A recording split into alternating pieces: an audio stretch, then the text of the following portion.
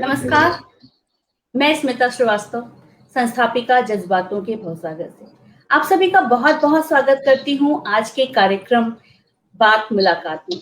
दोस्तों, वर्तमान समय में हम सभी किसी जो भी वजह है वो सभी के साथ है, पूरा विश्व एक सूत्र में बंधा हुआ है। किसी की भी समस्या एक दूसरे से छुपी नहीं हुई है। हर किसी ने या अपने लिए या अपनों के लिए वो इस समय से जूझा और कहीं न कहीं उसके विपरीत परिणाम देखे, बहुत कुछ हो गया। खैर, ये तो वक़्त की त्रासदी है जिसने हमें बहुत कुछ सिखाया भी। एक तरफ हमने जहाँ देखा कि स्वार्थ एकदम अपना परचम लहरा रहा है, चारों तरफ छाया हुआ है, वहीं निस्वार्थ कार्य करते हुए कुछ लोग भी हमारे सामने आए। एक तरफ हमने अंधकार को बढ़ते हुए देखा, तो दूसरी तरफ देखा कि प्रकाश लेकर के कुछ ऐसे हैं जो जगत को अभी भी प्रकाशवान किए हुए हैं। तो ऐसे ही कुछ लोगों को जो व्यक्तित्व के रूप में हो जाते हैं, क्योंकि कहते हैं ना कि इंसान तो बस वही है जिसमें इंसानियत है। तो इंसानियत की मिसाल ऐसे दो व्यक्तित्व आज हमारे साथ हैं। तो चलिए मैं आप लोगों का परिचय करवा देती हूँ उनसे। सबसे पहले हमारे साथ हैं यहाँ डॉक्टर शशांक ओझा जी। नमस्कार, बहुत बहुत स्वागत है सर आपका। नमस्कार। आपने केजीएमसी लखनऊ से एमबीबीएस और एमडी किया है चेस्ट में। कुछ समय तक आप वहां पे कार्यरत भी रहे और अभी वर्तमान में आप गोरखपुर में अपनी प्रैक्टिस कर रहे हैं। और साथ ही हमारे साथ यहाँ हैं श्री विजय कुमार श्रीवास्तव जी, जो एक बड़े नाम है गोरखपुर क्षेत्र में, जो समाज सेवा में तत्पर हैं, लगातार बहुत कुछ काम किया है और इस समय तो एक मिसाल बन करके वो लोगों के जिसको कोई सहारा नहीं था उसने सीधे आपका नंबर खटखटाया, ऐसी मुझे सूचना मिली है। तो आपका भी बहुत बहुत स्वागत है सर। बहुत बहुत धन्यवाद आपको। तो बीच में कुछ लोग हमसे जुड़े हुए हैं जो दर्शक के रूप में, मैं उनका नाम भी लेते चलूंगी, आप लोगों से उनका परिचय करवाती रहूंगी। हमारे साथ अभी फिलहाल आदित्य कुमार गुप्ता जी हैं, नमस्कार बोल रहे हैं आपको। भरत सिंह रावत जी हैं जो कवि हैं, उनका भी बहुत बहुत स्वागत है जी। सर, डॉक्टर साहब, मैं कि मेरी आवाज आ रही है क्लियर ना? एकदम कोई व्यवधान तो नहीं? आवाज आ रही है कि डॉक्टर साहब, मैं आज के कार्यक्रम को आपके साथ ही शुरू करना चाहूंगी क्योंकि वर्तमान में आपने बहुत कुछ देखा और बहुत लोगों की मदद भी की। तो इस समय में आपने सबसे पहले तो अपने विषय में भी आप कुछ बताइए और वर्तमान समय में किन त्रासदियों कैसे लोगों ने आपसे संपर्क किया उसके बारे में। बहुत बहुत धन्यवाद आपका। आप जो है ये चीजों को कर रही हैं और वो ऐसा अवसर दे रही हैं कि अपनी बातों को रख। देखिए, ये कोविड का जो समय था अप्रैल का, बहुत ही भयावह परिदृश्य था। जनता जो है, डॉक्टर, पैरामेडिकल स्टाफ, हर लोग अपने स्तर पर इस समस्या से जूझ रहे थे। तो हमारे मित्र विजय श्रीवास्तव जी ने कहा कि भाई इनको देखा, ये बचपन से हमारे साथ पढ़े हुए हैं, इनका सुझाव आया कि हम लोग कैसे मदद करें। वह डॉक्टर को अप्रोच नहीं कर सकता, तो बहुत चीजें निकली कि भाई हम कैसे अपनी चीजों को, हम अपने ज्ञान को मरीज के परिजन को उसके घर पर कैसे सुविधा दें जिससे वह इस भयावह परिस्थिति से जूझ सके। तो उस समय हम लोगों ने टेली कंसल्टेंसी सेवा शुरू की और बहुत ही मतलब हर्ष का विषय है और बहुत ही अंदर से जो है आत्मा खुशी हो रही है कि हमने इस गाढ़े समय में जिसकी माँ, सुहाग, जिसके परिजन ऐसे मतलब 80% ऑक्सीजन है, जूझ रहे हैं, जिसके में ऑक्सीजन सिलेंडर लगा हुआ है, अगर आप उनको उनको घर में उनकी मदद कर दिए, वह अस्पताल नहीं पहुंच सकते थे किन्हीं कारणवश से, कोई बहुत देहात, कोई शहर में फंसा। आप सभी जानते हैं कितना बेड का समय था कि सारी चीजें जो है बहुत मुश्किल थी। अस्पताल भी पूरे भरे हुए, बहुत से लोग नहीं एडमिशन पा रहे थे, बहुत से लोग जांच ही नहीं करा पा रहे थे, एक्सरे दूर की बात है, आरटीपीसीआर भी नहीं करा पा रहे थे। ऐसा परिदृश्य, और पेशेंट का फोन आ रहा है कि 3 दिन की से बुखार, 4 दिन से ये चल नहीं पा रहे, गिर जा।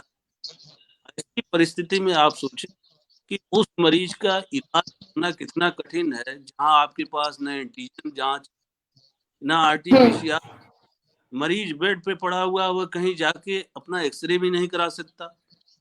तो 80% ऑक्सीजन है, 85% है, किसी के पास पल्स ऑक्सीमीटर भी नहीं है। 130 करोड़ का देश है, सभी लोगों के पास पल्स ऑक्सीमीटर की सुविधा नहीं है। तो ऐसी परिस्थितियों में भी हम लोगों ने पूरा प्रयास किया। जो मरीज के परिजन थे, फोन से, जो इंजेक्टेबल थे, जिनको नस से दवा, वो सारे मरीज जो है ऐसे 1 महीने में करीब 1200 पेशेंट देखे गए, जिसमें 200 से 300 पेशेंट जो है जिनके ऑक्सीजन 75% थे, 80% थे, 50, 70, 88 थे। वो सभी मरीज उसकी में लगा लिया। जैसे मतलब मरीज के परिजन ने मेहनत किया, उनको लगातार बात हुई फोन से, उनको प्रिस्क्रिप्शन दिया गया, उन्होंने टाइम से दवाई, 4-5 दिन बाद फिर उनका फॉलो अप लिया गया, फिर उनसे बार बार कोई भी परेशानी हो 12 बजे, 1 बजे, 2 बजे कॉल करें, डॉक्टर साहब ऑक्सीजन कम हो गया है। हमने कहा घबराओ मत, अगर 80, तो निश्चित ही दवाई के 2-3 दिन बाद ये बढ़ेगा। जो मरीज, आप यह सोचें कि जो मरीज बिस्तर पे पड़ा हुआ था, हिल नहीं पा रहा था, 2 दिन 3 दिन वही दवाइयां लगती गई, मरीज के परिजन भी सेवा भाव से जुटे रहे, सारी दवाइयां, फिजियोथेरेपी, खाना पीना मिल गया, वही मरीज 4-5 दिन बाद उठ के खड़ा हो गया। 5वें दिन जब उनका फॉलो अप हम लोग करते हैं तो पाते हैं कि वही मरीज कह रहे हैं कि डॉक्टर साहब अब वो चल रहे हैं। तो वही मरीजों की जो दवाइयां इंजेक्शन के फॉर्म में थी, ओरल कर दी गई। फिर 5-6 दिन बाद उनसे बात किया गया, व्हाट्सएप पे कम्युनिकेट हुआ कि भाई कोई मैसेज कर रहा है कि डॉक्टर साहब डर लग रहा है। हमने कहा डरो मत यार, है ना, हम लोग पूरा लगे हुए हैं, आप भी लगे हो, दवाइयां भी लगी हुई हैं, ईश्वर भी हमारे साथ है, अल्लाह भी हमारे साथ भी लोग। यह बहुत ही गर्व का विषय है कि करीब 200-250 पेशेंट इंजेक्टेबल पे थे, 99% लोगों को अस्पताल जाने की जरूरत नहीं पड़ी, वह अपने घर में ही इलाज करा करके, और सभी स्वस्थ है। और सभी लोगों ने परामर्श लिया, किसी का 3 सप्ताह हो गया, किसी का 4 सप्ताह हो गया, अब लोग आराम से घूम। तो ऐसा नहीं है कि कोविड हो गया तो हम डर जाए। जी जी बिल्कुल। और यही समझने की बात भी है कि अगर कोई मुसीबत आती है तो उससे घबराने की बजाय उसको कैसे डील करना है, इसके लिए हमें जरूर सोचना चाहिए। और जिस तरह से आपने ऑनलाइन कंसल्टेंसी दी लोगों को और लोग आपसे जुड़े, जिस समय बेड नहीं मिल रहे थे, इसका तो खैर मैंने भी झेला है, एक तरह से काफी लोगों को जरूरत थी और जो एडमिट नहीं हो पाए, तो ऐसे में आप उन लोगों के लिए एक मसीहा के रूप में आए, इस बात को कहना बिल्कुल सही बात होगा। और रही बात ये कि जिस तरह से आपने उन लोगों का प्रबंधन किया, इसको प्रबंधन ही कहेंगे कि आपदा का था, और लोगों ने तो खैर जिसको जहां मौका मिला है उसने उसका फायदा भी उठाया है। तो डॉक्टर साहब आपने बहुत ही अच्छा कार्य किया, और इसकी तो खैर जितनी भी आपकी सराहना कर लें, जितनी भी आपकी तारीफ कर लें, उतना कम पड़ेगा। और मैं आपसे फिर से बात करूंगी। अब विजय जी हमसे जुड़े हुए हैं। सर, एक तो आप समाज सेवा में हैं, तो बहुत सारे लोगों से आपका मिलना, बात करना होता रहता होगा, और इस क्षेत्र में आप आए कैसे? और एक मैंने नाम बहुत ही ज्यादा वायरल होते हुए सुना, टीम मदद, ऐसा कुछ था, तो इसके बारे में भी आप कुछ रखिए, कुछ बातें लोगों तक पहुंचाइए। सबसे पहले तो स्मिता जी आपको बहुत बहुत धन्यवाद। आपने जज्बातों के भवसागर नामक पेज से हम लोगों को लाइव किया है। हमारे बचपन के मित्र हैं डॉक्टर शशांक ओझा जी।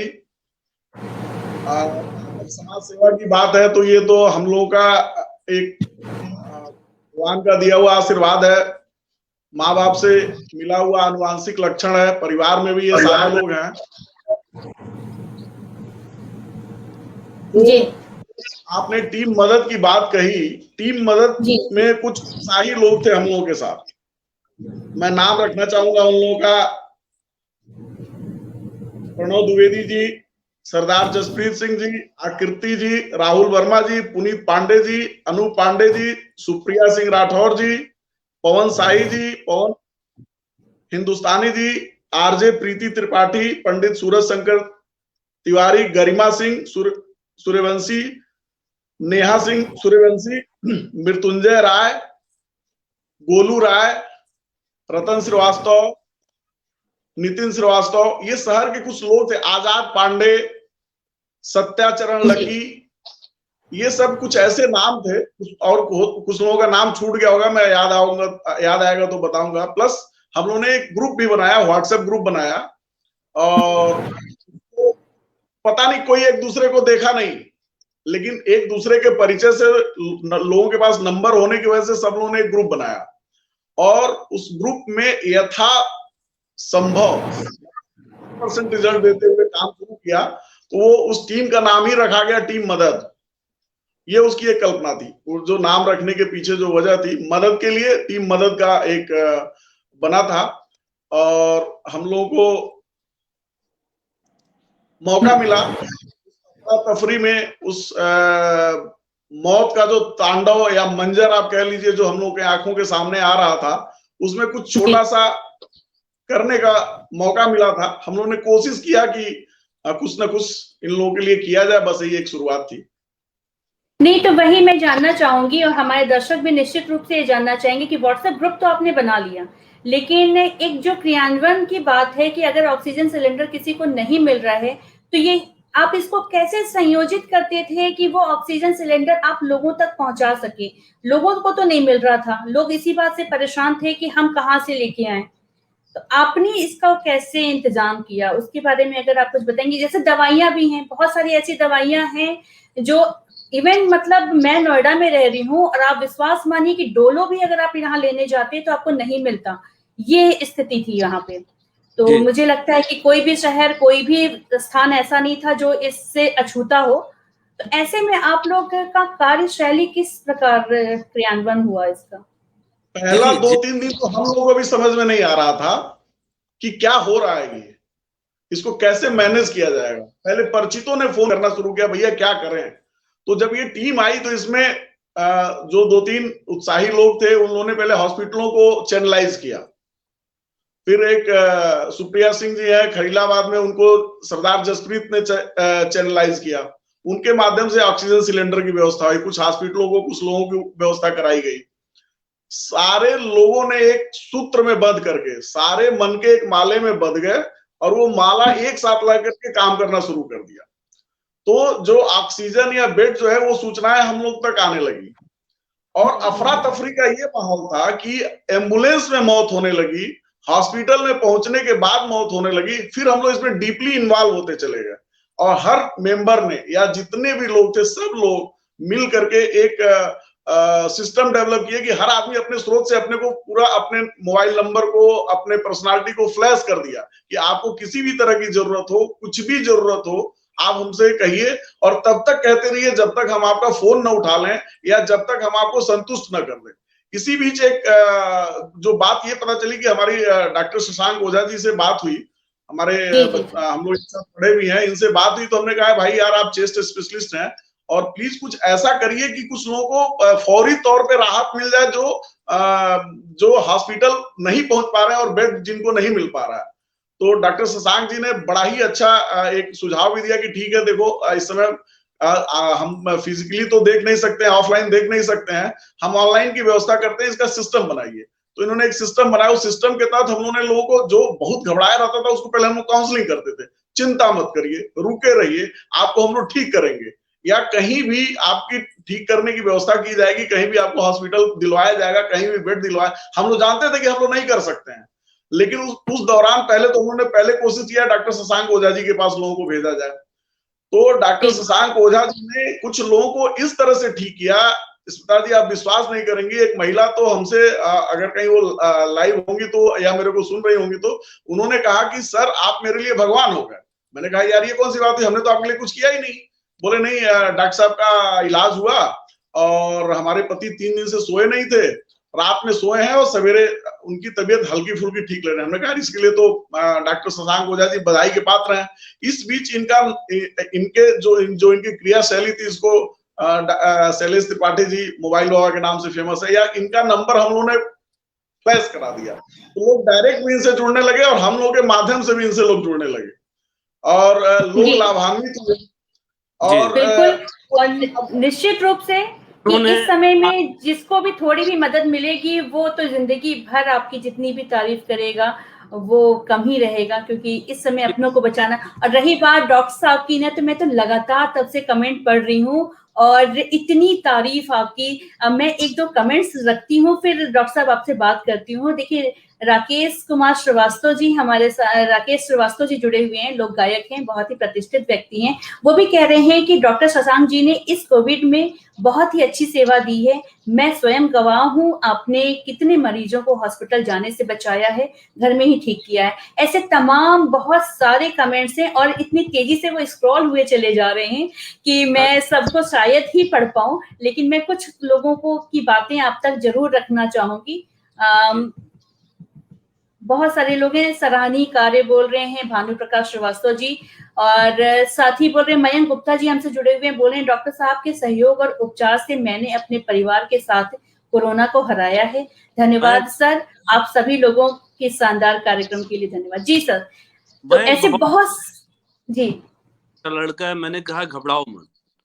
मयंक जी उसकी देखिए है कि बहुत से लोग डर जाते हैं हॉस्पिटल में, एक आइसोलेशन में चले गए, मरीज का परिजन भी बाहर है, आदमी आपके आसपास सीरियस मरीज लेटे हुए हैं, आदमी का आत्मविश्वास टूटने। तो जैसे मयंक जी भी अगर देख रहे होंगे, मयंक जी से मैंने कहा यार डरो मत, है ना, ये तुम्हें मॉडरेट स्टेज का ट्रीटमेंट तुम्हारे घर में, मैं आपका राउंड ले रहा हूँ फोन पे, मैं रोज आपसे बात कर रहा हूँ, मेरा फोन हमेशा ऑन है। विजय को भी मैं पूरा क्रेडिट देना चाहूंगा, अगर विजय जी ने न बताए होते तो बहुत से लोग आज हो सकता है हमारे साथ न होते। जी हाँ, बिल्कुल सही बात। तो क्या टीम मदद के हिस्से आप भी हैं क्या डॉक्टर साहब? मुझे उसके बारे में बताइए, क्योंकि आप लोगों का ये तो मुझे एक टीम वर्क जैसा नजर आ रहा है। तो टीम मदद के भाई हमने इन्होंने ऑक्सीजन दिलवा दिया, कहाँ पे क्या हुआ, किसने किसकी मदद कर दी, मैं तो अब बाद में पता चलता है कोई मरीज 20 दिन बाद ठीक हुआ, भैया तुमको किसने बताया था? अरे उन्होंने ठीक हुए थे, कभी विजय जी का नाम ले लिया, कभी किसी ने बताया था, मुझे तो समझ में भी नहीं आता किसको बताया। लेकिन अच्छी चीज ये रहे कि सभी लोग ठीक हुए। पब्लिक को ये मैसेज है कि कोविड से डरने की जरूरत नहीं है ना। निमोनिया हुआ, निमोनिया 2 सप्ताह में सही हो जाएगा, आप एकदम ओके हो जाए। किसी भी भ्रांति में या यह डर एक बहुत बड़ा जो है आदमी को खत्म कर देता है। लोग डर जाएंगे कि हमको ये हो जाएगा, हमको वो हो जाएगा, कुछ नहीं होगा। आप प्रॉपर ट्रीटमेंट लें, 100% क्यूरेबल डिजीज है। और सही समय पे अपना इलाज, कि जैसे अगर कोई लक्षण आ रहा है तो हम अपने को मान के चले मेरे को भी हो सकता है ना। तो जैसे हमने पाया कि बहुत से लोगों का ट्रीटमेंट चला, लोग कहे कि अरे हमने जांच ही नहीं कराई, लोग डॉक्सीसाइक्लिन खा लिए, एजिथ्रोमाइसिन खा लिए, विटामिन सी खा लिए, जिंक खा लिए, 6 दिन बीत गया, हमने पूछा कि भैया आप एंटीजन या आरटीपीसीआर नहीं, हम कराए नहीं। अरे भाई पहले आप टेस्ट तो कराओ, टेस्ट कराओगे तो आप पता कोरोना के पेशेंट हो या नहीं हो। तो ऐसी बहुत सी चीजें आई।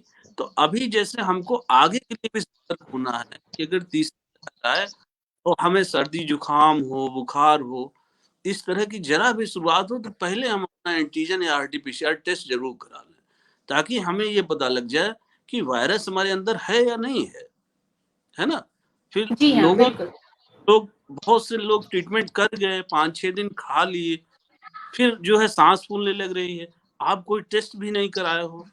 तो ये बिल्कुल सही बात समझना होगा कि हम भविष्य में अगर हमें इस तरह की परेशानी हो, बुखार हो, गले में दर्द हो, जुकाम हो, तो सबसे पहले हम आरटीपीसीआर जो भी हमारे पास उपलब्ध है उसको पहले हम करा लें, ताकि हमें ये मालूम हो कि हमें कोविड हुआ है या नहीं हुआ है। अगर बहुत से ऐसे लोग होते हैं कि जिनमें एंटीजन या आरटीपीसीआर नेगेटिव है, उनकी सांस फूल रही है, उस स्थिति में हमको एक एक्सरे कराना चाहिए कि हमारी सांस फूले।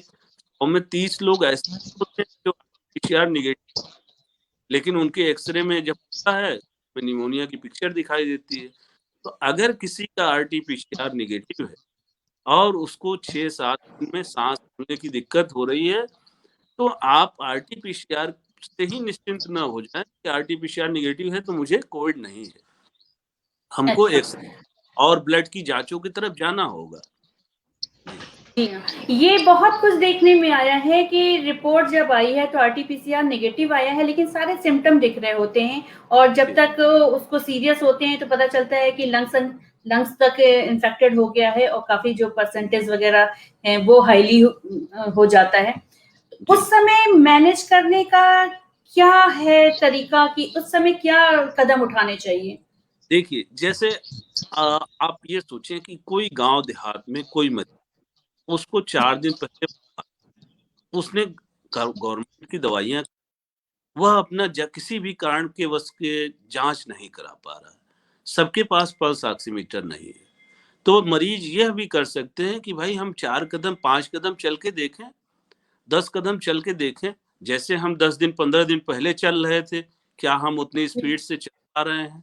क्या उतनी दूरी चलने में हमको कोई थकावट या कोई सांस में दिक्कत लग रही है? तब आप जरूर समझ जाएं कि हमारा ऑक्सीजन 90% या उससे कम है।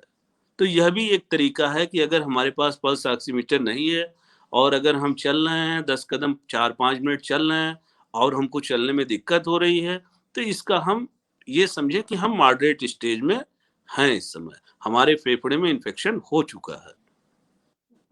बिल्कुल, बहुत सही जानकारी आपके द्वारा डॉक्टर साहब। और इस समय जितना भी लोग पैनिक हुए हैं उसके लिए ये तो खैर ये है कि ये वक्त गुजर गया, लेकिन अभी भी बहुत निश्चिंत होने का तो समय शायद नहीं है, क्योंकि कह रहे हैं कि ये दूसरी लहर है और तीसरी लहर अभी आएगी। तो मैं आपसे बस ये जानना चाहूंगी कि उसके लिए वो पहले से कितना सचेत रहें, कितनी तैयारी करके रखें? देखिए, हमारे प्रधानमंत्री माननीय श्री नरेंद्र मोदी जी ने कहा कि 2 गज की दूरी और मास्क, ठीक? तो अगर मैं अपना पर्सनल एक्सपीरियंस बता रहा हूँ, पिछले साल भी हमने उन्हीं पेशेंटों का राउंड लिया, इस साल भी भर्ती लोगों को देखा। भाई हॉस्पिटल तो आदमी जाएगा ही जाएगा, काम करेगा ही करेगा। तो ये है कि हमेशा आपको बचाव ही सर्वश्रेष्ठ जो है उपाय है कोरोना का, कि हमारा शत्रु अदृश्य है। तो हम भी उसका मुकाबला अदृश्य होकर करें। तो वायरस की एंट्री नाक से होनी है, तो हमको अपने फेस को कवर रखना चाहिए। अगर हम कहीं भीड़ भाड़ जगह पे जा रहे हैं तो कोशिश करें कि मास्क हमेशा लगाए रहें, बार बार सैनिटाइजर नहीं है तो बार बार हाथ धुलें साबुन से। मतलब वही सारी जो भी प्रिकॉशंस है ना, जो अभी तक हम लोग करते चले आ रहे हैं, तो उसको छोड़े नहीं। और अभी हमें कुछ दिन और इसी माहौल में जीना होगा कि जब तक ओके नहीं कर दिया जाता है। तो ये तो हो गई बात कि किसी को निश्चिंत होने की आवश्यकता नहीं है, कोई ये ना सोचे कि बहुत हो गया, अब तो भाई अब नहीं बर्दाश्त हो रहा है, चलो चलते हैं घूमने। तो ऐसा कोई भी ना सोचे। डॉक्टर साहब ने कह दिया, स्ट्रिक्टली कह दिया कि बस हाथ धोते रहिए, मास्क लगाए रहिए, दूरी बनाए रखिए, और यही तरीका है सिर्फ इससे बचने का, और बचाव ही सबसे सही और सरल तरीका है। तो डॉक्टर साहब आपसे मैं फिर से जुड़ूंगी। अभी 2-4 बातें मैं विजय जी से कर लेती हूँ, क्योंकि बहुत सारे कमेंट्स हैं ऐसे। एक आनंद मोहन श्रीवास्तव जी हैं, कह रहे हैं कि विजय जी व डॉक्टर साहब आपके सेवा करने का तरीका अति सराहनीय है, आपको बहुत बहुत बधाई। आशा है कि आगे अनवरत रहे, यही हमारी कामना है। तो अनवरत रहे लोगों की। ये अब आप लोगों से उम्मीदें बहुत ज्यादा हो गई हैं कि आगे कोई भी मुसीबत आएगी तो आप लोग मिलकर के तब भी साथ निभाएंगे और उसको संभाल लेंगे। तो उम्मीद लगाना और उम्मीद को बनाए रखना ये बहुत बड़ी जिम्मेदारी होती है। तो विजय जी, मैं आपसे ये जानना चाहूंगी कि जो वर्तमान त्रासदी से आप लोग गुजरे, जो आपकी टीम गुजरी, दोषी किसको मानते हैं? देखिए, मैं दोषी तो किसी को नहीं कहूंगा, इसलिए कि जो इंफ्रास्ट्रक्चर मौजूद था उसी में लड़ाई लड़नी थी। थोड़ा सा कमी हुआ कि 1 साल के दौरान हम लोग चौकन्ना नहीं हुए, लेकिन हम उसको दोष नहीं मानते, क्योंकि बहुत भयंकर थी। ये संभलने वाली चीजें नहीं थी। ये मतलब ये ऐसा नहीं था कि हम कुछ व्यवस्था कर देंगे और चीजें अनुकूल हो जाएंगी, ऐसा कुछ था ही नहीं। आप कुछ भी करते, ये तांडव होना था तो हुआ। हाँ, अगर हम कुछ मैनेज करके किए होते, कुछ थोड़ा और अच्छा तरीके से कर दिए होते, तो वो थोड़ा लोगों के लिए और लाभदायक होता। मैं दोषी किसी को नहीं कहूंगा, न मैं स्वास्थ्य विभाग का कहूंगा, ना शासन का, ना प्रशासन का। हर आदमी ने अपनी जिम्मेदारी निभाने की कोशिश की, लेकिन अगर हम कुछ और बेहतर कर सकते थे, शासन प्रशासन और बाकी लोग जो स्वास्थ्य विभाग देखते हैं, ये अमला अगर कुछ किया होता तो ये बहुत और मतलब मौतों के सिलसिले को रोका जा सकता। और कुछ से आपका आशय क्या है? क्या और कुछ में क्या कर सकते थे वो? अगर हम प्रिकॉशनरी रहते, अगर हमको पहले से ये जब चीजें हो रही थी, जैसे ऑक्सीजन की जरूरत पड़ रही थी, तो ऑक्सीजन की व्यवस्था हम कर सकते थे। थोड़ी सी कड़ाई करके जो कालाबाजारी चल रही थी उसको हम लोग रोक सकते थे। रोका गया, लेकिन 1 हफ्ते बाद प्रशासन ने काम किया, लेकिन वो 1 हफ्ते में तब तक दरिंदगी पार हो जाती। मतलब ये मतलब आपका ये कहना है कि प्रशासन जागी, बट समय से नहीं जागी। अगर समय से जागती तो शायद ये भयावह स्थिति नहीं होती। नहीं। तो ठीक है, जिम्मेदार नहीं मानते हैं, लेकिन जिम्मेदारी से मुक्त भी आपने नहीं रखा है ये। जी बिल्कुल। और जिसके हाथों में होता है, अगर जैसे आपसे लोगों को उम्मीद है, तो ये आपका दायित्व बनता है कि आप उनकी मदद करें, क्योंकि वो बहुत उम्मीद भरी नजरों से आपकी तरफ देख रहे हो। आप नहीं तो कौन? तो ऐसी स्थिति में एक इंसान होने के ही नाते, और चूंकि हमारी जिम्मेदारी बनती है, तो हमें वो कार्य करना चाहिए।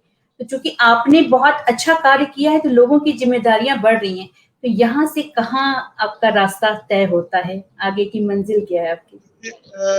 आगे की मंजिल का तो कोई मेरे को अभी अंदाजा नहीं है, लेकिन ये जरूर था कि जो ये त्रासदी थी, इसको हम लोगों ने जिस तरह से मैनेज किया, जो चीजें सामने आई, जो दिक्कतें सामने आई, जो कुछ जिम्मेदार गायब रहे, उनके प्रति तो मन में दुख है, लेकिन अब हम क्या कह सकते हैं, कारण कुछ भी हो सकता है। आगे की जिम्मेदारी की बात अभी नहीं करते हुए मैं तो इतना ही कहूंगा कि जो वर्तमान स्थिति है, क्योंकि अभी हम भी घर से बाहर नहीं निकल रहे हैं, ना किसी को कह रहे हैं घर से बाहर निकलने देने के लिए। हम तो डॉक्टर साहब के दिशा निर्देशन का अक्षरशः पालन करते हुए उम्मीद कर रहे हैं कि जो भी दर्शक आपके जज्बातों के भवसागर पेज चैनल के माध्यम से या हमारे लाइव के माध्यम से जो लोग भी देख रहे हैं, मैं उनसे हाथ जोड़ के निवेदन कर रहा हूं कि कोई बाहर ना निकले। कारण मैं बता रहा हूं कि मौत का सिलसिला हमने अपने आंख से देखा है। आंख से मतलब कि हम लोगों ने महसूस किया है, लोग रो रहे थे, लोग मर रहे थे, कोई कंधा देने वाला नहीं था, दवा नहीं मिल पा रही थी। वो तो भला हो योगेंद्र दुबे जी का, जो यहाँ दवा व्यापार मंडल के अध्यक्ष हैं, मैंने उनसे निवेदन करी, आप विश्वास नहीं करेंगे स्मिता जी, योगेंद्र दुबे भैया ने रेट टू रेट दवा दिलवाने का काम किया था। मैं ये इससे भी नहीं इत्तेफाक रखता हूं कि कुछ लोगों ने गंदगी नहीं फैलाई दवा मार्केट में, लेकिन योगेंद्र दुबे भैया ने पूरी कोशिश की, और हमने जिसको भी रिकमेंड किया, चाहे फेविफ्लू टेबलेट हो, चाहे रेमडेसिविर इंजेक्शन हो, चाहे कोई भी दवा हो, लोगों ने उसको उपलब्ध कराया। एक हमारे नितिन श्रीवास्तव जी, मैंने तो शुरू में ही कहा कि एक तरफ जहां दुनिया में देखिए हर तरह के लोग होते हैं, अच्छे और बुरे, और इन समूह से मिलकर के ही समाज का एक निर्माण होता है। तो अच्छाइयों को बरकरार रखना चाहिए। तो विजय जी, एक और बात आती है, चूंकि आपने जिस तरह से बताया कि मौत का तांडव, और बीच में मैं आपकी कुछ पोस्ट पढ़ रही थी कि भगवान ना करे कि किसी के यहाँ कुछ ऐसा हो जाए कि कोई अपना उनसे बिछड़ जाए, लेकिन ये सच्चाई है और लोग बिछड़े, और बहुत ही भयावह स्थिति में बिछड़े। कई बार तो ऐसा भी देखने को आया कि उनकी अंतिम क्रियाकर्म का भी कोई भी नहीं था साधन। तो उसको भी आपने मैनेज करवाया है, किस तरह से और क्या क्या उसमें प्रबंधन रहा आपका? देखिए, इसमें मैं एक बात कहना चाहूंगा, डॉक्टर शशांक ओझा को भी मैं इन्वॉल्व करता हूं, और जो मेरी टीम के लोग थे उनको भी मैं इन्वॉल्व करता हूं, प्रशासन के कुछ अधिकारी थे उनको भी मैं इन्वॉल्व करता हूं। और एक भजन की जो 2 लाइनें मैं उसको बोलता हूं कि करते हो तुम कन्हैया मेरा नाम हो रहा है, आपकी कृपा से सब काम हो रहा है। मैंने कुछ किया नहीं, मैंने चीजों को मैनेज करा दिया। मैंने अपने मोबाइल में एक मैसेज ऑटो रिप्लाई मोड में डाला था कि जब तक आपको मैं आपकी जरूरत को पूरी ना कर दूं तब तक आप हमको फोन करते रहिए, या अगर मेरे को मौका मिला तो मैं आपको कॉल बैक करूंगा। स्मिता जी, आप विश्वास नहीं करिएगा, सवेरे 5, साढ़े 5 बजे से फोन आना शुरू होता था, रात को 11, 12, 1, 2, और हमारी टीम के जितने भी लोग थे सारे लोग ऑनलाइन हो जाते थे। हॉस्पिटल की चेकिंग शुरू हो जाती थी, किस हॉस्पिटल में बेड खाली हो रहा है या हुआ है या कैसे भी। और उस समय 12 बजे रात में, 2 बजे रात में पेशेंट को एडमिट कराने से लेके उसकी जरूरतों को पूरा करने के लिए हम अपने वाइफ को भी धन्यवाद देंगे कि वो हम मोबाइल ऐसे पकड़ के बात करके व्हाट्सएप देख के सो जाते थे, वो जगा देती थी। अगर मेरी नींद नहीं खुलती, देखिए किसी का फोन आ रहा है, वो उठा देती थी कि उठिए बात करिए। तो उस कंडीशन में हम लोगों ने मदद किया। और अभी भी आपका फोन बज रहा है लगातार?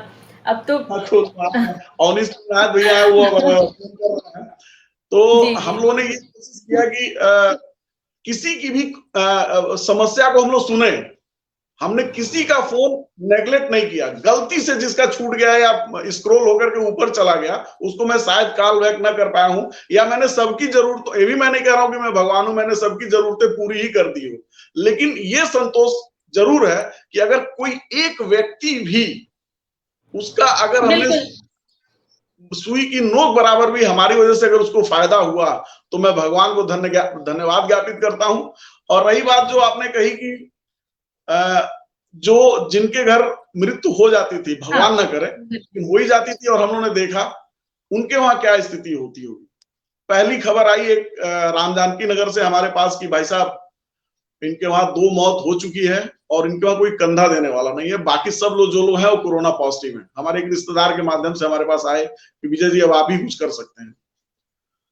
डॉक्टर मुस्तफा खान है, स्वास्थ्य विभाग में है। मैंने एक नंबर डायल किया तो उनका नंबर आ गया। मैंने कहा मुस्तफा भाई आप कैसे? तो बोले यार ये जिम्मेदारी हमको मिली है। हमने कहा बहुत अच्छी बात है।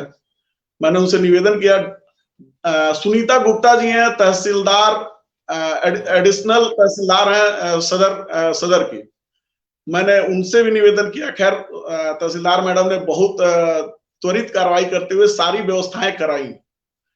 तो मैं सोचा कि यार मैं फोन किया तो ये बात हो गई, लेकिन सब लोग फोन नहीं कर पाएंगे और सब लोगों तक ये सूचनाएं नहीं पहुंच पाएंगी, या सरकार ने क्या व्यवस्था की है ये सबको उपलब्ध नहीं हो पाता है। सरकारी व्यवस्था के तहत आप समझ सकती हैं। तो मैंने उसी दिन ये निर्णय कर लिया कि अगर किसी की इस मौत के मंजर में अगर किसी की मृत्यु कोरोना से होता है, अमीर हो, गरीब हो, हिंदू हो, मुसलमान हो, सिख हो, ईसाई हो, कोई भी हो, मैं उसके लिए निःशुल्क एम्बुलेंस और निःशुल्क दाह संस्कार की व्यवस्था मैं कराऊंगा। माध्यम कोई था जी, बहुत बड़ी बात है विजय जी। और निश्चित तौर पे कहेंगे कि ऐसी त्रासदी में जहां अपने भी साथ छोड़ करके चले जाएं, वहां पे कोई व्यक्ति या कोई संस्था या कोई संगठन आ करके इस तरह की मदद करता है तो सैल्यूट है उसको पूरी तरह से। और बहुत बहुत धन्यवाद है आपको उसके लिए। जी कुछ कह रहे हैं आप? ये तो एक ये भावना थी दिल के अंदर की जो हम लोगों ने जागृत हुई और हम लोगों ने किया, क्योंकि हम वो समझ सकते थे कि जब अपने भी साथ छोड़ दे रहे थे, और अपने साथ तो बीमारी की वजह से छोड़ रहे थे, लेकिन जिसके घर वाकई 2 लोगों की डेथ हो जाए, जिसके वहां वाकई कोई कंधा देने वाला ना हो, जिसके वहां कोई वाकई उस त्रासदी में जो पैसे जो खर्च हो जा रहे थे, लाखों लाखों रुपए लोगों के खर्च हो गया अस्पतालों में, इसका हमको थोड़ा अफसोस है। वही जो अस्पतालों में लाखों लाखों रुपए लग रहे थे, लोग जो पेशेंट भर्ती हो रहे थे, कुछ ठीक हो रहे थे, कुछ मृत्यु जो काल के कपाल में उसमें समा जा रहे थे, तो वही एक बात हमारे सामने आई डॉक्टर शशांक जी के साथ। हमने कहा यार कुछ ऐसा करिए प्लीज कि हॉस्पिटल में जाकर के बर्बाद होने से जो कोरोना पॉजिटिव है वो बच जाए।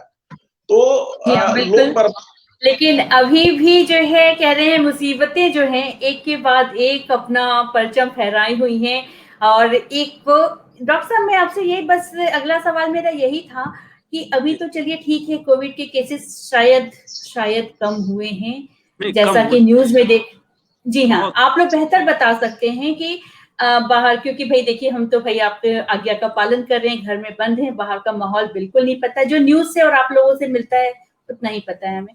तो जाहिर सी बात है कि ठीक है, आप कह रहे हैं कि कम हो रहा है, लेकिन एक नई त्रासदी, एक नया पैंडेमिक घोषित हो चुका है। कई राज्य सरकारों ने घोषित किया है, ये जो कलरफुल फंगस फैल रहा है कि ब्लैक फंगस, व्हाइट फंगस और भी कई कलर के हैं। तो इससे कितना डरने की जरूरत है या इसका कारण क्या है, क्या वजह है? कोविड जो है पिछले साल भी, कोविड इस साल भी, गवर्नमेंट की प्रॉपर गाइडलाइन थी। माइल्ड स्टेज में ये दवाइयां दी जानी है, मॉडरेट स्टेज में ये दवाइयां दी। जैसे कोई भी दवा एक समय तक दवा का काम करती है, अगर उसका इस्तेमाल हो तो वह कुछ समय के बाद जहर का काम करती है, ये तो सभी लोग जानते हैं। तो जैसे आप देखे होंगे कि स्टेरॉइड, ठीक, इस पिछले साल भी, और स्टेरॉइड एक लाइफ सेविंग ड्रग है। समस्या क्या है कि हर चीज को डॉक्टर के निर्देश परामर्श के अनुसार सही मात्रा में सही समय तक अगर लिया जाए तो वह दवा का काम करती है। लेकिन अगर हम उसी चीज को अत्यधिक मात्रा में लेने लगे, अपने मन से लेने लगे, बिना किसी के सलाह परामर्श के हिसाब से लेने लगे, तो यह दवाई एक समय के बाद जहर का काम करने लगती है। तो ऐसा है कि स्टेरॉइड से भी है, और पब्लिक अवेयरनेस बहुत जरूरी है कि अपने मन से स्टेरॉइड को इस्तेमाल न करें। बहुत से लोग ऐसे भी होंगे जो पहले दिन से ही स्टेरॉइड खाना शुरू कर देते हैं। स्टेरॉइड का इस्तेमाल गंभीर मरीजों के लिए है, जिनको चलने फिरने में, सांस में दिक्कत हो रही है, एक्सरे में निमोनिया है, ऑक्सीजन का लेवल 92% से नीचे है। तो यहाँ पे स्टेरॉइड की डोज जो है इस्तेमाल की जाती है, और उनका समय रहते हुए धीरे धीरे उसकी डोज कम की जाती है। बहुत से ऐसे मरीज हैं जिनका अनियंत्रित शुगर है, पता चला शुगर उनका कंट्रोल ही नहीं रहता है, 400, 500, 600 इस तरह से शुगर रहता है। अब उनको कोरोना लग गया, या कोई भी ऐसे अनकंट्रोल्ड डायबिटीज के मरीज में सुपर एडेड इन्फेक्शन की संभावना बहुत ज्यादा होती है। तो ये दो इशू निकले कि हमको जरूरत से ज्यादा किसी चीज को नहीं इस्तेमाल करना है, और अपने मन से हमें किसी दवाई को नहीं इस्तेमाल करना है कि हम अपने मन से स्टेरॉइड खाने लगे, है ना। तो बिल्कुल, और सही बात है, हिंदुस्तान में, हमारे भारत देश में प्रत्येक व्यक्ति अपने आप में डॉक्टर है, और ये हमें दिनचर्या में देखने को मिलता है। और मैंने खुद देखा डॉक्टर साहब कि अगर जैसे किसी ने, मान लीजिए मेरे पड़ोसी को कोविड हो गया, तो उसने जाकर के डॉक्टर को दिखा लिया, उसके जो भी प्रिस्क्रिप्शन है वो पूरे मोहल्ले में बट गया फिर कि भैया देखो ये इलाज है, ऐसे करना, ऐसे करना, ऐसे करना, तुमको भी वही सेम सिम्टम है, तुम भी यही इलाज को क्यों दिखा रहे हो डॉक्टर को, क्या जरूरत है, सिम्टम है तो करो। तो ये कहाँ तक सही है? मतलब आपने तो हर बार बोला कि डॉक्टर को दिखाया जाए, और ऐसे में बहुत अच्छा ये तरीका निकल के आया। देखिए जब मुसीबत होती है तभी वहीं आकर के उसका समाधान भी मिलता है, जहां हम डॉक्टर को जाकर के लाइन में लग करके नहीं दिखा सकते। तो आप जैसे डॉक्टर्स ने ऑनलाइन कंसल्टेंसी शुरू की, जो अपने आप में बहुत ही अच्छा कार्य है। तो अगर आपसे किसी को संपर्क करना है तो कैसे कर सकते हैं वो हमारे कार्यक्रम से? देखिए, टेली कंसल्टेंसी इस समय सर्वश्रेष्ठ तरीका है ट्रीटमेंट।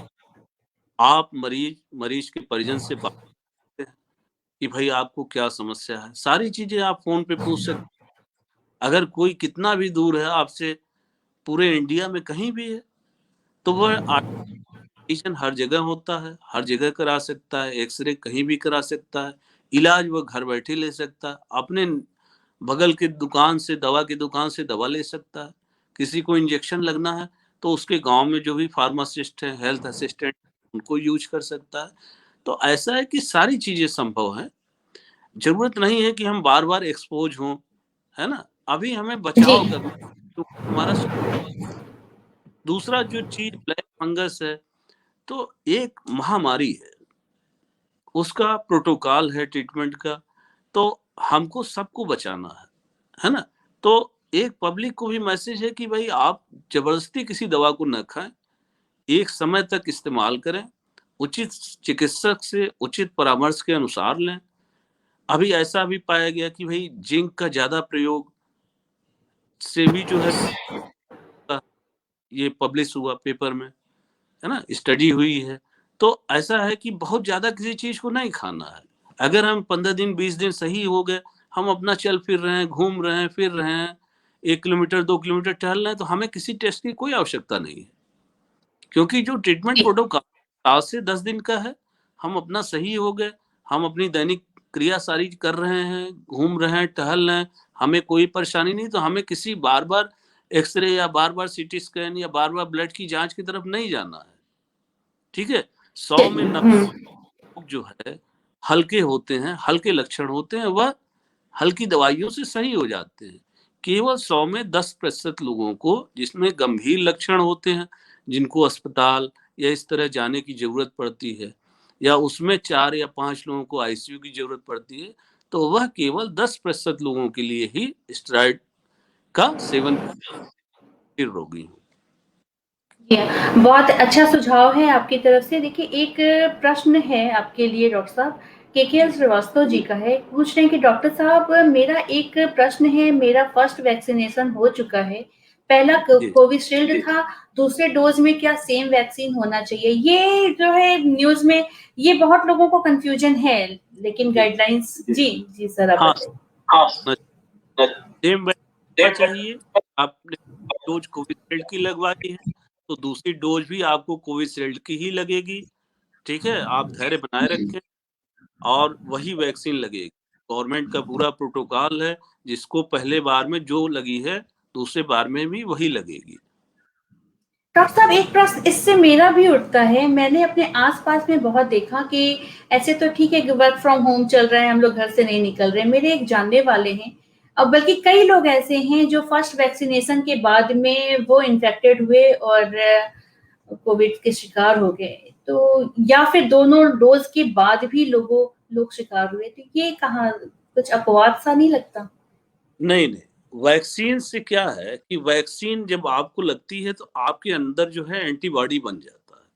ठीक है, तो जैसे इन्फेक्शन हुआ, लेकिन उसमें ऑलरेडी हमारे शरीर में एंटीबॉडी बन चुका है, तो सिम्टम जो है बहुत कम होंगे, है ना, उतना जो है गंभीर लक्षण नहीं होंगे, सांस फूलना लगेगा, ये सारी दिक्कतें, ये निमोनिया हो जाएगा।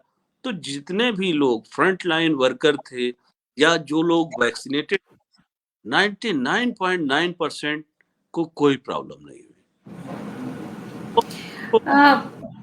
वैक्सीन की अगर आपको मिल रहा है, आप बिल्कुल जाएं, वैक्सीन लगवाएं, वैक्सीन सारी सेफ है। हम सभी लोग आज जो फ्रंट पैरामेडिकल स्टाफ, डॉक्टर, 99.99% की मॉर्टेलिटी नहीं हुई, तो उसका एकमात्र कारण वैक्सीन है। और जो लोग हमारे ओल्ड एज के थे, जिन्होंने वैक्सीन लगवाई, सेकंड डोज के बाद भी इन्फेक्ट हुए, किसी में कोई गंभीर लक्षण नहीं आया, सभी लोग होम आइसोलेशन में हल्की दवाइयों पे सभी लोग ठीक हो गए। चलिए, आपका ये सुझाव है कि वैक्सीनेशन करवाएं और यथाशीघ्र करवाएं, और मुझे उम्मीद है कि सभी लोग इस क्षेत्र में भी अपनी तत्परता दिखा रहे होंगे। विजय जी, क्योंकि इतने सारे कमेंट्स हैं, आपके लिए भी आपको सभी लोग धन्यवाद कर रहे हैं अभी, लेकिन चूंकि अभी तो ये कह सकते हैं ना कि शुरुआत है, जिस तरह से आपने कार्य किया है, अभी तीसरा लहर आने को है। जैसे कि देखिए, तीसरा लहर आने को है, ये इतना आसपास सुन करके तो ये भी एक डर का माहौल बना हुआ है कि अभी होगा बच्चों को। देखिए, बच्चों को लेकर के सभी लोग डरते हैं, तो उसमें क्या आपकी टीम ने भी कुछ तैयारी वारी करके रखी है, या आपका कार्य क्षेत्र कहाँ तक है, गोरखपुर तक है या आसपास के जिलों को भी आप संभालते हैं? बहुत बढ़िया बात आपने कहा। अभी एक अवनीश त्रिगुनाथ जी हमारे फेसबुक फ्रेंड है, उन्होंने अभी फोन किया था कि विजय जी, घटना का जिक्र आप जरूर करिएगा। एक व्यक्ति राप्ती नगर रेल विहार कॉलोनी में 8 दिन से भूखा था, कोविड पॉजिटिव था, उसका देख रेख करने वाला कोई नहीं था, दरवाजा खुला हुआ था। तो उन्होंने उनके किसी रिश्तेदार ने जो अब्रॉड रहते हैं, उन्होंने दिल्ली में अपने रिश्तेदार से किसी से कहा, दिल्ली वाले ने लखनऊ वाले से कहा, और अवनीश त्रिगुणायत जी अपने गोरखपुर के ही हैं, जुबली के पास आउट हैं। तो उन्होंने, चूंकि मेरा नंबर फ्लैश हुआ था, तो उन्होंने मेरे को कांटेक्ट किया। हमने कहा कि हम करना क्या है, उन्होंने बोला पहले तो भैया, यहाँ तक कि ना प्रशासन ने भी आपका नंबर हाईलाइट कर दिया था, और जो प्रशासन की तरफ से जो नंबर थे, मेरे पास बहुत सारे ऐसे कमेंट्स हैं जो स्क्रॉल के ऊपर चले गए हैं कि अगर जो उनके दिए हुए नंबर है ना, वो भी पता चलता है कि विजय कुमार श्रीवास्तव जी के पास लग रहा है। तो बिल्कुल आपका नंबर, मैं पूछता जरूर था कि भैया आपको नंबर कहाँ से मिला, तो कुछ लोग बताते थे सोशल मीडिया से लिया है, किसी ने बताया कि आपके फलाने मित्र ने हमको दिया है। एक आदमी बोला कि सर हम फोन किए हैं प्रशासन के कंट्रोल रूम में, तो उन्होंने आपका नंबर दिया है और बोला है कि बेड और इसका इंतजाम विजय श्रीवास्तव करा सकते हैं। तो हमको बड़ा आश्चर्य हुआ, हंसी भी आई, खुशी भी हुआ। हमने कहा चलो कुछ तो कर सकते हैं हम, बाकी तो ज्यादा तो उम्मीद नहीं था। तो उस अवनीश त्रिगुणायत जी ने हमको फोन करके बोला है, और स्मिता जी आप विश्वास करिए, कमेंट भी था, हाँ, ऑल ओवर इंडिया से फोन आया, ऑल ओवर इंडिया से, इवन अब्रॉड से लोगों का फोन आया कि सर मेरे माँ है, मेरे बाप हैं, मेरी बहन है, मेरी बहू है, कुछ देखिए, कोई करने वाला नहीं है। इसमें मैं धन्यवाद दूंगा आजाद पांडे का और अपनी पूरी टीम का, जो लोग निकल सकते थे, जो अपने को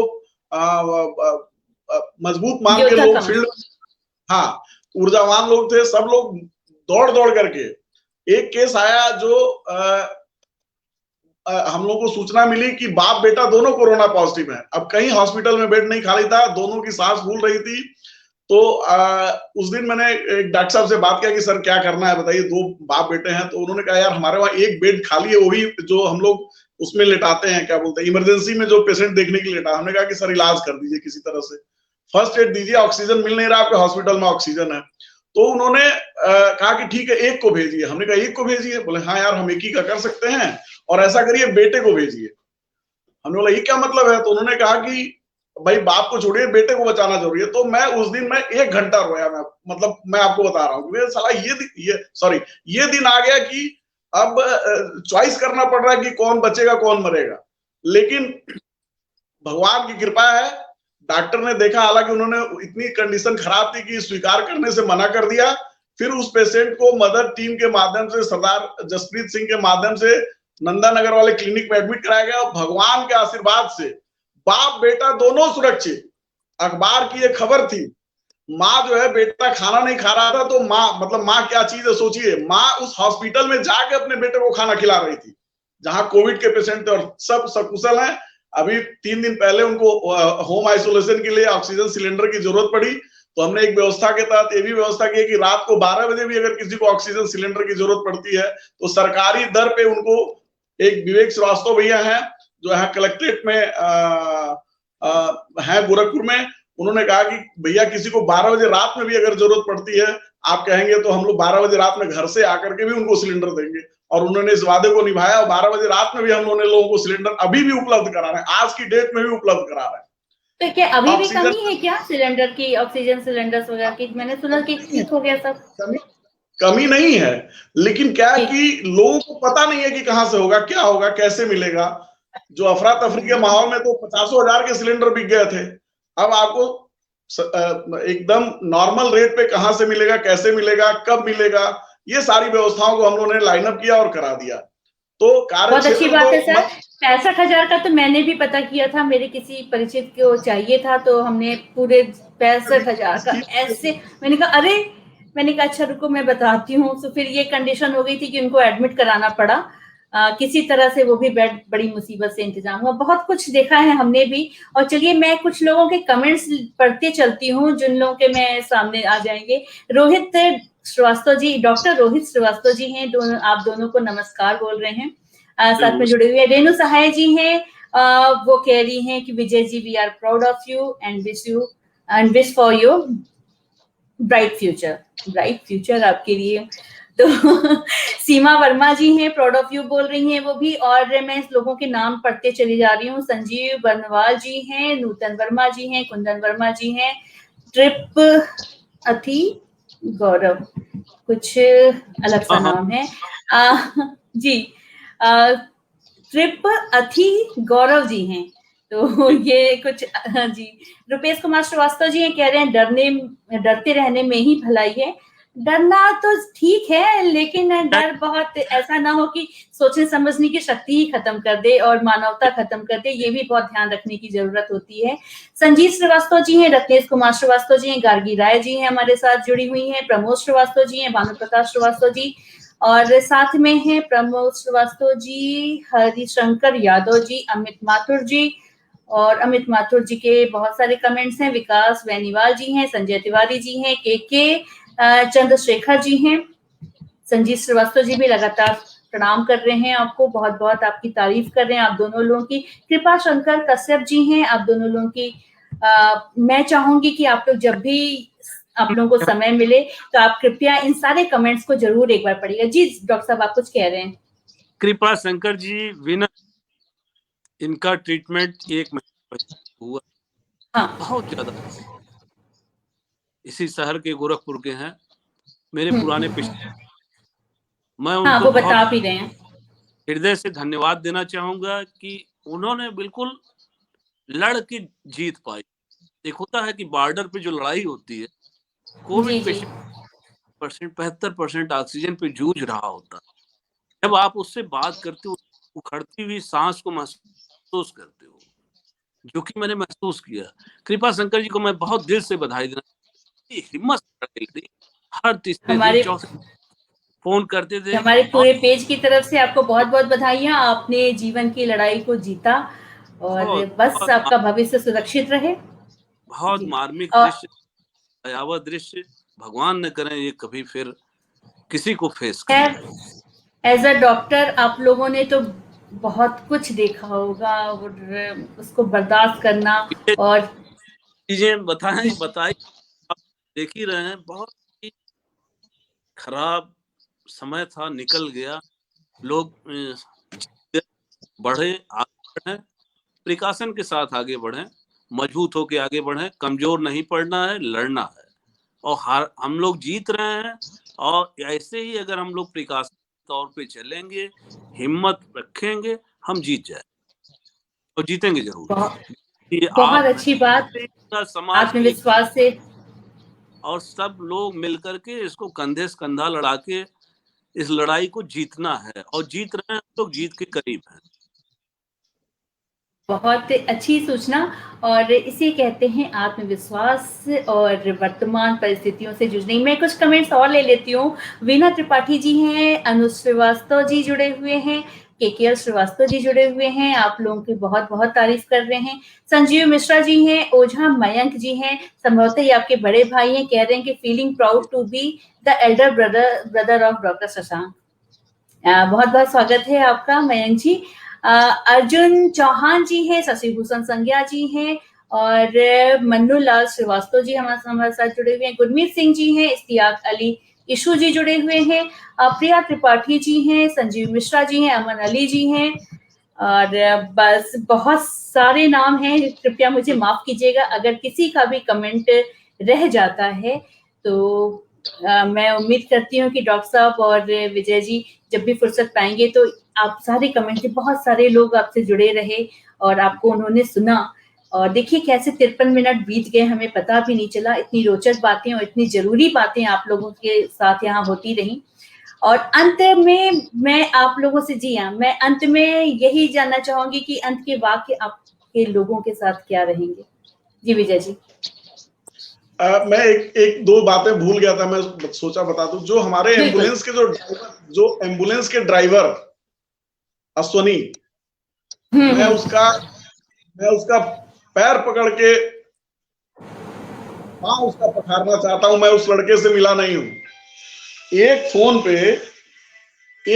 पे वो कहता था भैया कहाँ जाना है बताइए। अफसोस तो होता था, लेकिन वो बेचारा पहुंचता था, डेड बॉडी को निःशुल्क ले जाके क्रिमिनेट करा के राजघाट पे वापस आता था।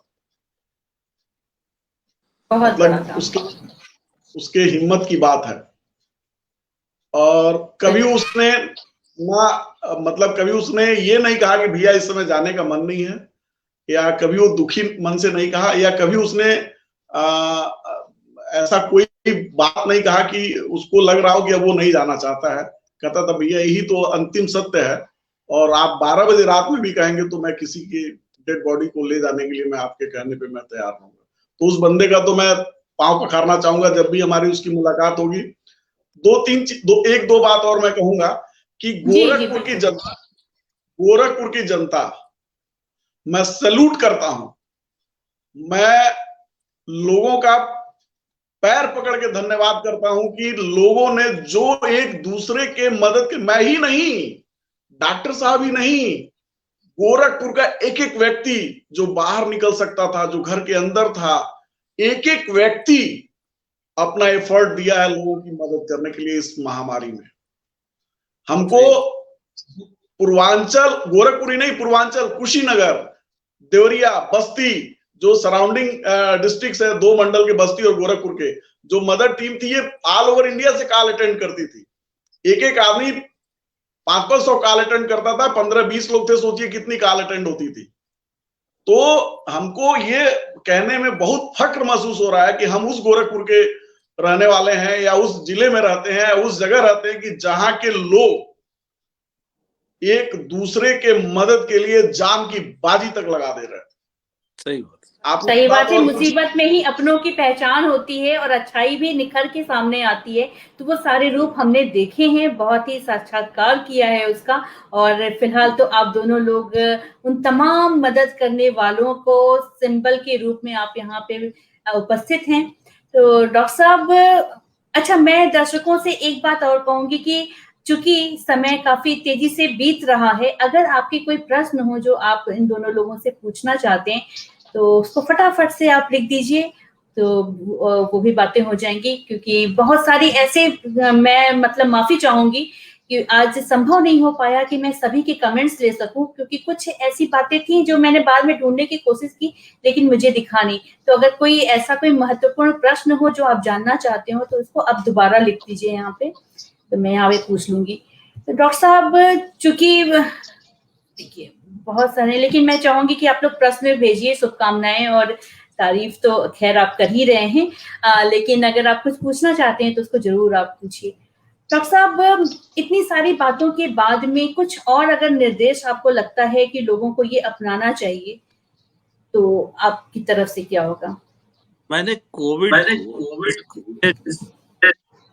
ने अपने स्तर पे हमने अपना डॉक्टर का कर्तव्य किया। देखिए, कोविड का जो है उससे डरना नहीं है ना। ये अलग बात है कि भाई जब घर में कोई आदमी ऑक्सीजन पे है तो आप सोचिए उस घर में लोग कैसे हो पाएंगे।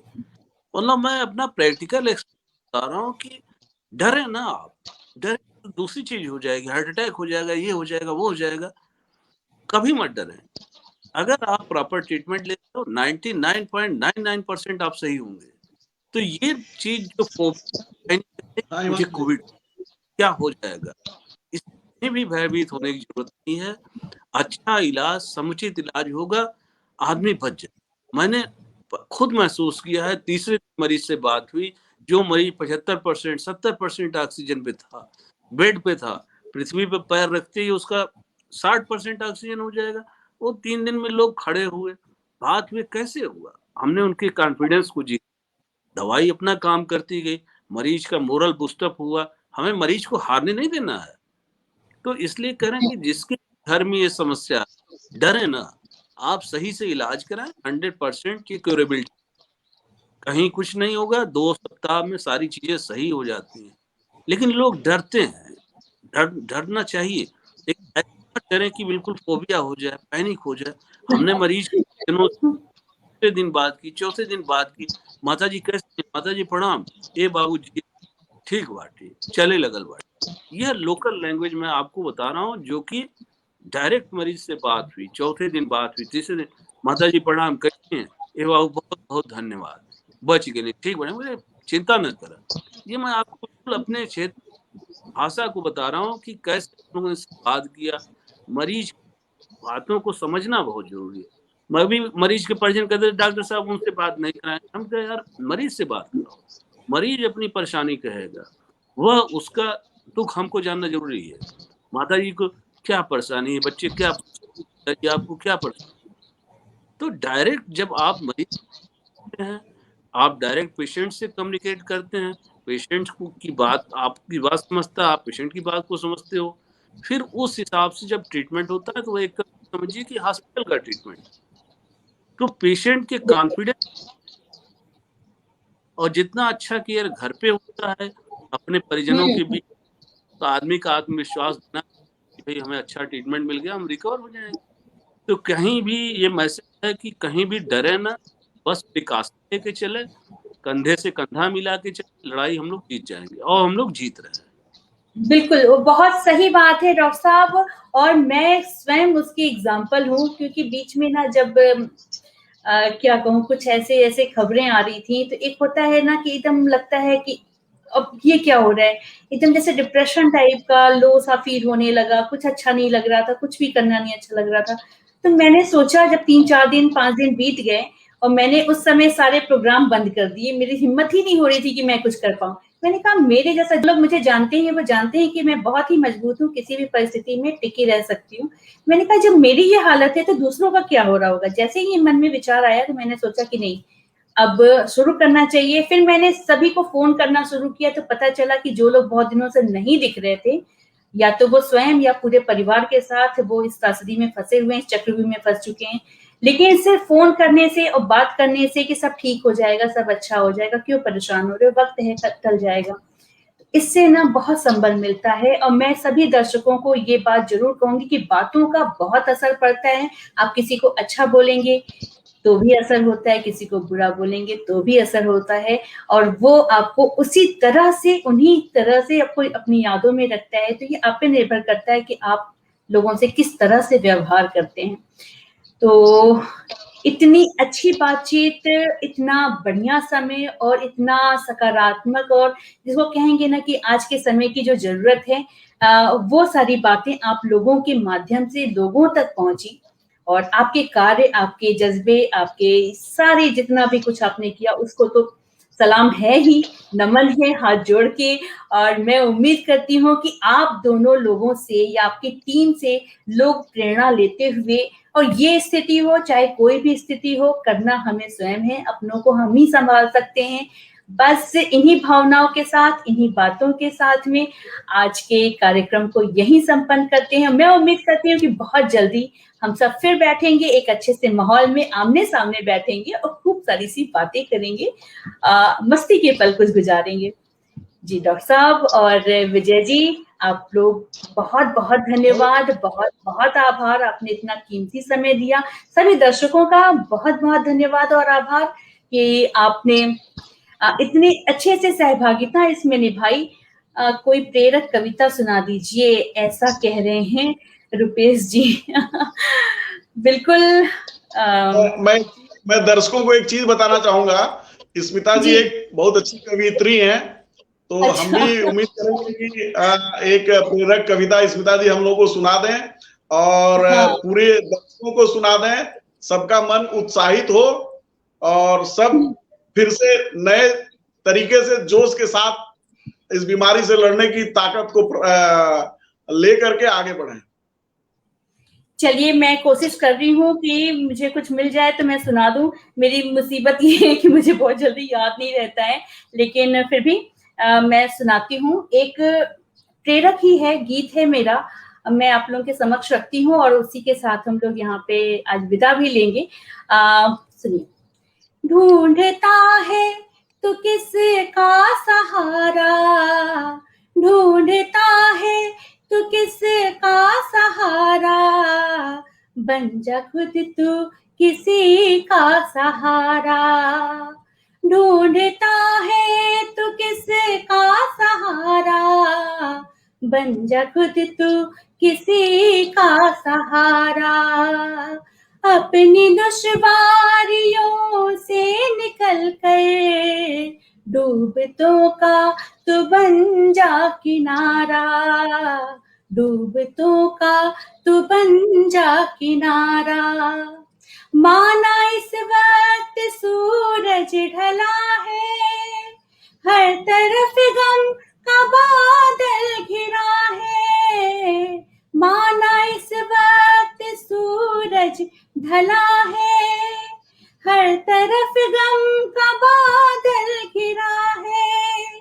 चांद बादल के पीछे से आकर, चांद बादल के पीछे से आकर चमकेगा लेके सूर्य का सहारा। अपनी दुश्वारियों से निकल कर डूबतों का तू बन जा किनारा।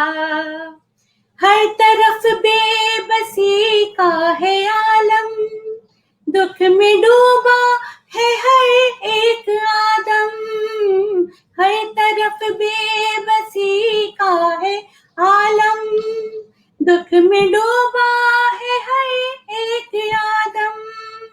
आस का दीप मन में जलाकर भटकों का बन जा तू ध्रुव तारा।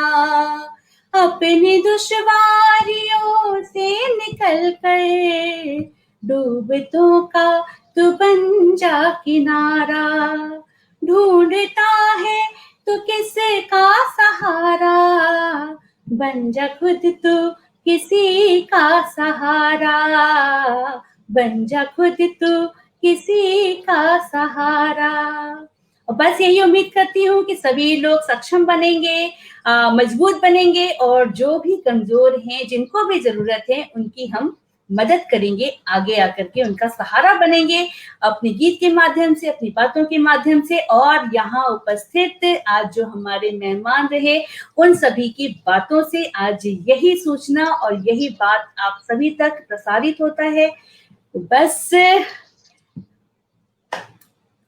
क्या कहते हैं यहीं से विदा लेते हैं। बहुत सारे कमेंट्स हैं, मुझे कृपया माफ करिएगा। मैं भी दो शब्द पे करना चाहूंगा। मैथिली जी शरण जी गुप्त जी, है, बिल्कुल बिल्कुल बिल्कुल। चलो धीर तुम बढ़े चलो। वाह क्या बात है। चलो धीर तुम बढ़े चलो, सामने पहाड़ है सिंध की। सभी लोग ये है, इसको रखें, याद रखें और मजबूती से आगे बढ़ें। आप सब लोगों के लिए बहुत ईश्वर आप सब लोगों को सकुशल रखें, मंगल कुशल रखें, और ऐसे ही लड़ना है। और हम लोग जीत रहे हैं, आप लोग बिल्कुल न घबराएं।